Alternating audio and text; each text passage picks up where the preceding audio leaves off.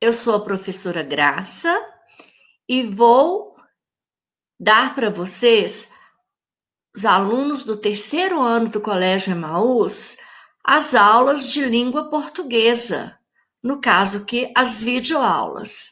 Mas antes de iniciarmos os nossos conteúdos, eu gostaria que vocês prestassem atenção em algumas orientações que eu vou dar para vocês. Essas orientações são muito válidas, pois ajudarão vocês a assimilarem melhor os conteúdos e se organizarem aí. Combinado?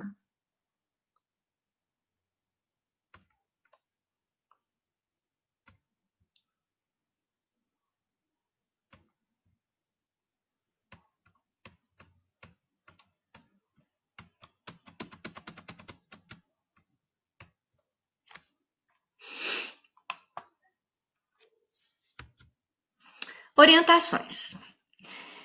Se eu enviar para vocês algum texto do livro de vocês de português, ou do livro de gramática, ou algum texto que eu possa estar digitando aqui nos nossos slides, eu peço que vocês leiam com bastante atenção. Grifem as palavras ou separem as palavras que vocês desconhecem o significado.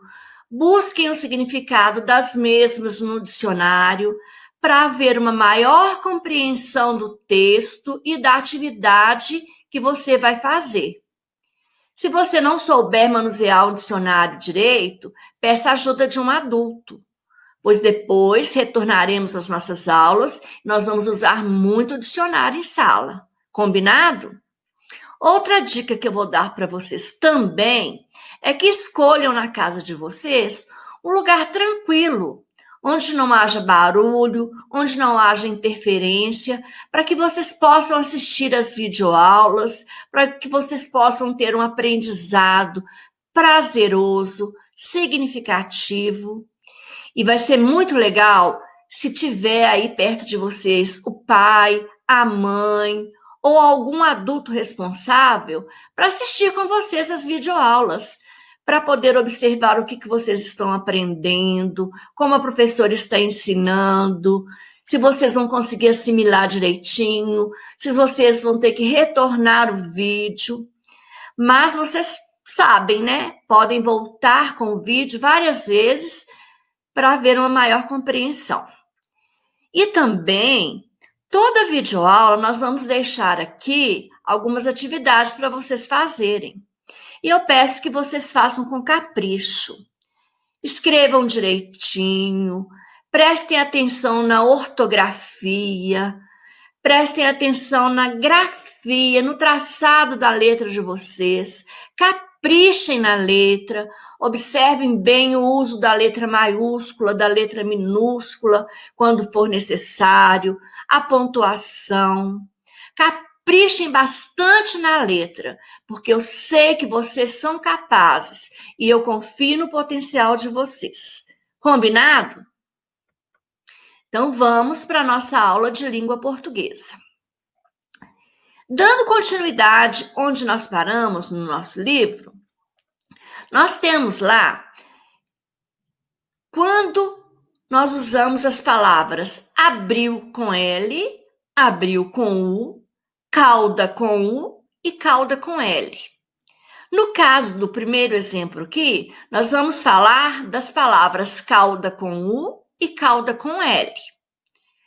Essas duas palavras existem na língua portuguesa e estão corretas. Porém, os seus significados são diferentes e devem ser usadas em situações diferentes também. O substantivo cauda, com U, se refere principalmente a um apêndice posterior, como o rabo dos animais. Aqui eu dei um exemplo, olha, o rabo do cachorro, mas podia ser o rabo do gato, do cavalo, do macaco, né? E de outros animais. Já o substantivo cauda com L se refere àquela cauda gostosa do doce. Esse exemplo aqui, essa imagem que eu dei, é um doce de caju feito na cauda. A cauda aqui está mais grossa, mas vocês podem observar bem a cauda quando a mãe de vocês faz em casa um pudim, né? E coloca aquela calda gostosa, caramelizada.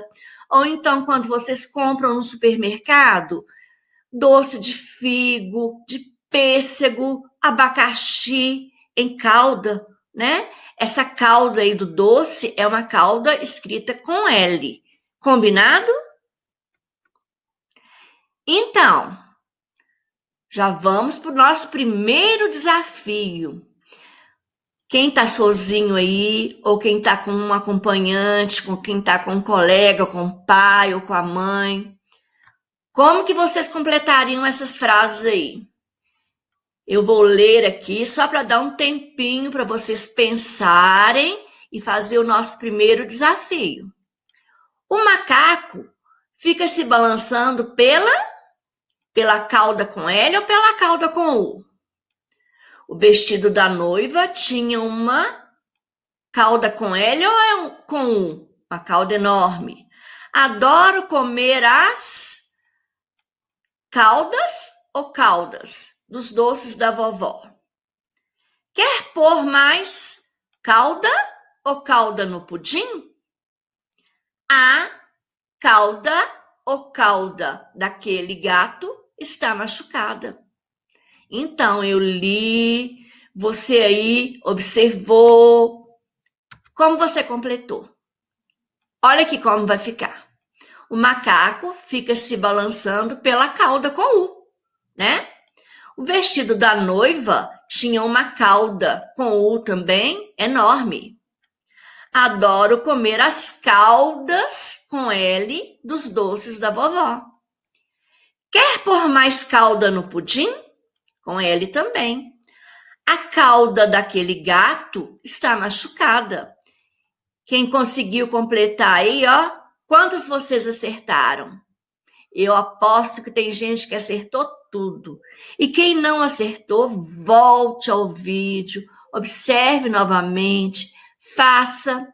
Se vocês quiserem registrar no caderno de vocês, vale copiar. Eu acho que é bem bacana haver um registro aí. Combinado? Olha aqui agora as palavras abril com U e abril com L. Abril com U é a forma do verbo abrir. E abril com L é um substantivo, um nome que significa o mês do ano. Aqui eu dei uma situação bem inusitada. Vamos ver aqui. Olha aqui que o menino está falando. Vou viajar no mês de abril. Abril com U. A menina muito esperta. Olha o que ela respondeu para ele. Ah, tá. Eu vou no mês de abril. Quem acertou aqui, gente? Foi o menino ou foi a menina? Foi a menina, né? Porque abril com U é forma de verbo e abril com L é substantivo. Aí o menino ficou todo envergonhado. Mas não é para ter vergonha, não. É para estudar. Fazer atividade, porque assim a gente faz a fixação, retoma o conteúdo e aprende direitinho. Agora nós vamos ver a classificação das palavras quanto ao número de sílabas. Eu sei que muitos de vocês sabem fazer direitinho essa parte da atividade, mas alguns ainda têm um pouco de dificuldade. E esse é um conteúdo que a gente sempre vai repetir na nossa língua portuguesa, e cada vez aumentando o grau de dificuldade. Na língua portuguesa, a base das sílabas são as vogais, e as palavras podem ser classificadas de acordo com o número de sílabas em monossílabas, dissílabas, trissílabas e polissílabas. Vamos ver aqui um caso de algumas palavras monossílabas. Monossílabas são as palavras que possuem apenas uma sílaba. Posteriormente, vocês vão aprender que as monossílabas têm duas classificações também, mas não é o caso de agora. Agora nós vamos aprender somente que as palavras monossílabas possuem uma sílaba. Alguns exemplos aqui, olha: sol, pé, pão e mão. Todas essas palavras possuem uma sílaba. Dissílabas são as palavras que possuem duas sílabas. Eu dei alguns exemplos aqui também, olha: peixe, porco, vaca e leão. Então, essas palavras possuem duas sílabas e são classificadas como dissílabas. Chegamos agora nas palavras trissílabas. São as palavras que possuem três sílabas. Eu dei alguns exemplos aqui também, olha: borracha, mochila, caderno e caneta. Essas palavras possuem três sílabas e são trissílabas. Agora nós vamos ver o caso das palavras polissílabas. São as palavras que possuem 4 ou mais sílabas. Puxa, professor, existe palavra com mais de 4 sílabas? Sim, existem várias palavras que possuem mais de 4 sílabas. Vamos ver algumas palavras polissílabas. Margarina. Margarina tem 4 sílabas. Chocolate. Chocolate também tem 4 sílabas. Agora, vamos observar essas duas palavras aqui, olha: liquidificador. Tem 6 sílabas, quer dizer, tem mais de 4 sílabas. Então, ela é classificada como uma palavra polissílaba. Vejamos um outro caso de palavra com mais de 4 sílabas. Aqui nessa imagem, nós estamos vendo um monte de sorvete. E a palavra é sorveteria. Essa palavra possui 5 sílabas. Então, nós vimos aqui os casos das palavras polissílabas com 4 sílabas, com 5 sílabas e com 6 sílabas.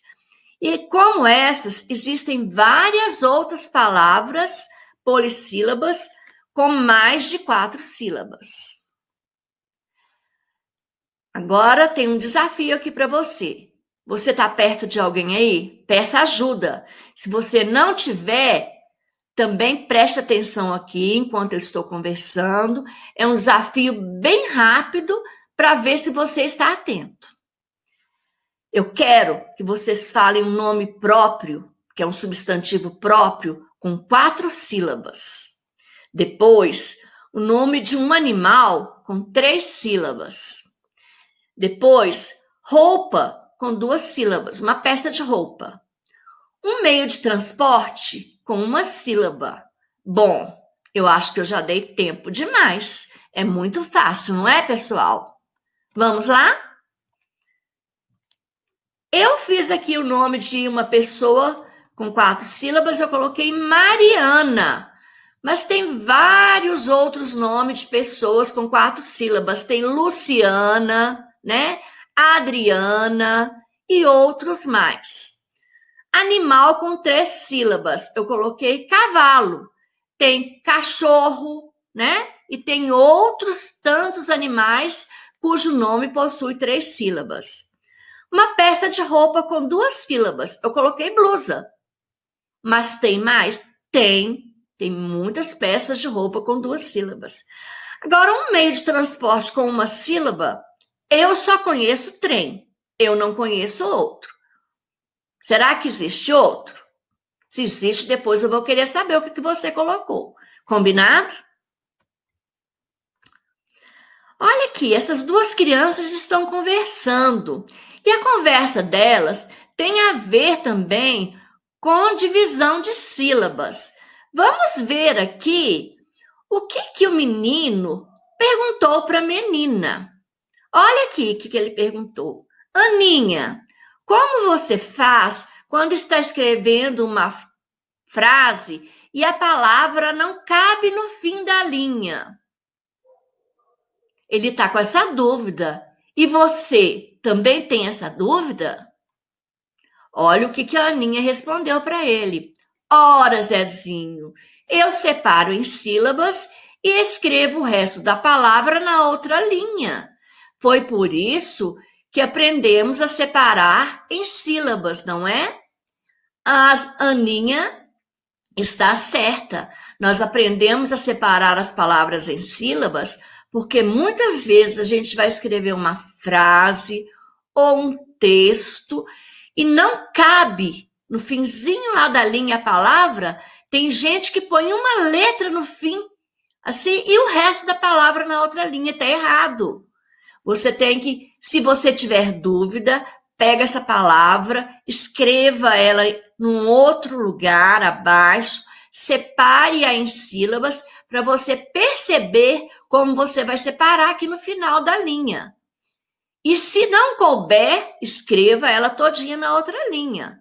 Mas toma muito cuidado, porque eu venho observando muitas produções de texto e que acontece isso. Ou às vezes também vocês estão copiando alguma coisa do quadro, não dá para escrever na linha. Muitas crianças, né, fazem a separação errada. Por isso esse retorno, né, essa retomada de conteúdo em divisão de sílabas. De agora para frente, eu sei que vocês vão prestar bastante atenção quando forem escrever as frases e que houver uma palavra que não caiba no final, vocês vão separá-la em sílabas fora do texto para depois ver se cabe aí. Combinado? Então, como eu falei com vocês no início, sempre que nós dermos as videoaulas, nós vamos dar algumas atividades para vocês fazerem. Mas essas atividades sempre estarão contextualizadas com os conteúdos ministrados aqui. Se vocês tiverem alguma dúvida, retornem ao vídeo, veja quantas vezes forem necessário para fazer a atividade direitinho. Mas eu sei que vocês são crianças espertas, inteligentes e que vão conseguir. Vocês vão fazer a atividade do livro de português de vocês. As atividades estão lá nas páginas 34 e 35. São somente essas duas páginas que a gente estava finalizando o texto 3. Depois que vocês fizerem isso, vocês vão ler o texto 4, que está lá na página, são 3 páginas, 36, 37 e 38 do livro de português. Leiam com bastante atenção. Faça aquilo que eu alertei a vocês também. Não soube o significado, não? Grifa lá debaixo da palavra, busca no dicionário o significado, peça ajuda a um adulto. Não fique com dúvida. Depois que vocês terminarem de ler, grifarem essas palavras que vocês desconhecem o significado, eu gostaria que vocês enumerassem os parágrafos. Por que, professora, nós estamos no terceiro ano enumerando os parágrafos? Porque para a gente começar a escrever um texto, a gente usa parágrafos. E ainda há crianças que não sabem o uso dos parágrafos. Então, eu estou pedindo que vocês numerem os parágrafos desse texto. Depois, vocês vão fazer no caderno de português de vocês uma lista, tirando desse texto 10 palavras monossílabas, 10 palavras dissílabas, 10 palavras trissílabas e 10 palavras polissílabas. Lá no texto tem, porque eu já li e já observei. Vocês vão copiar no caderno. E na nossa próxima videoaula, eu vou fazer a correção e vou citar várias palavras aqui que vocês podem ter colocado. Às vezes eu vou colocar uma palavra, vocês colocaram outra, mas se ela for de sílaba, trissílaba, monossílaba ou polissílaba, está certo também, tá? Turminha, caprichem na letra de vocês. Observem o traçado, observem o uso da letra maiúscula, minúscula, acentuação. Eu confio no potencial de vocês. Até a nossa próxima videoaula. Lembrem-se,